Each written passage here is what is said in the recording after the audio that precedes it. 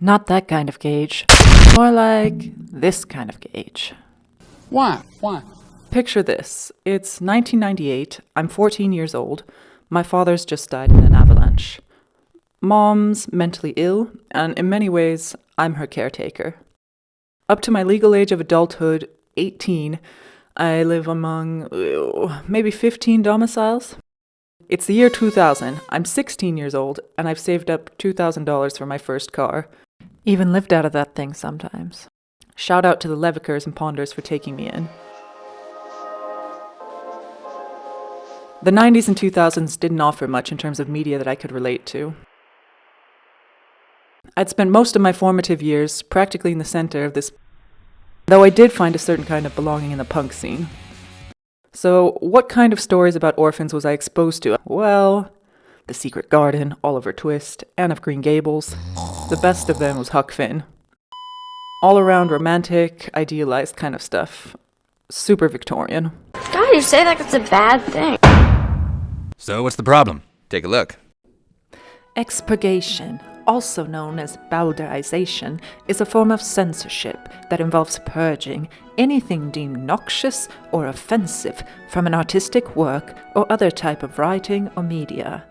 The term bowdlerization is a pejorative term for the practice, particularly the expurgation of lewd material from books.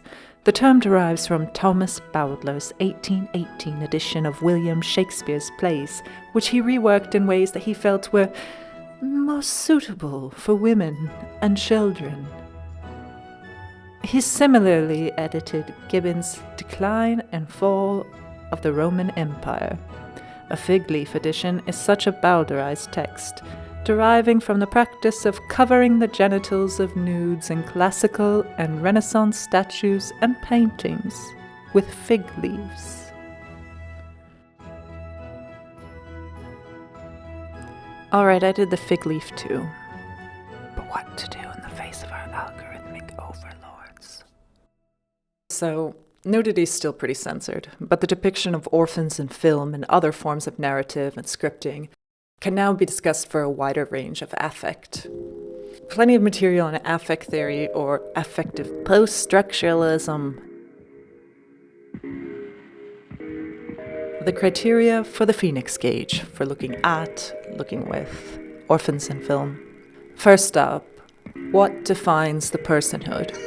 Here we can talk about subjectivity, agency, relation to the family construct. Secondly, what are the ideological undercurrents? They're sometimes spiritual, they're sometimes institutional, they're sometimes religious, and they're always there. What's at stake? Here I want to look at conflicts, tensions, the questions that drive.